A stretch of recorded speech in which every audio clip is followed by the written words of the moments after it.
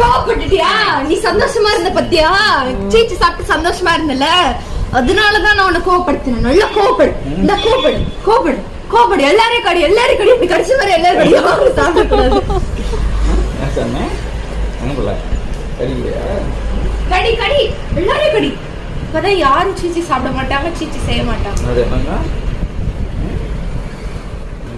அவனுக்கு மட்டும் தாண்டி செஞ்சேன். காட்டுவா? நான் காட்டுறேன். நான் கொண்டு வந்து நான் காட்டுறேன்.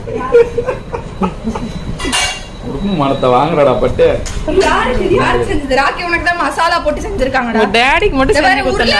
உருளைக்கிழங்கு எல்லாம் போடுவாங்க. நம்ம சாப்பிடும் போதெல்லாம் உருளைக்கிழங்கு எல்லாம் போட மாட்டாங்க. உருளைக்கிழங்கு அப்போ கமெண்ட்ல ஒரு சில பேர் சாப்பிடலாம்னு சொன்னாங்க, அதனாலதான் செஞ்சு வச்சேன் நானு.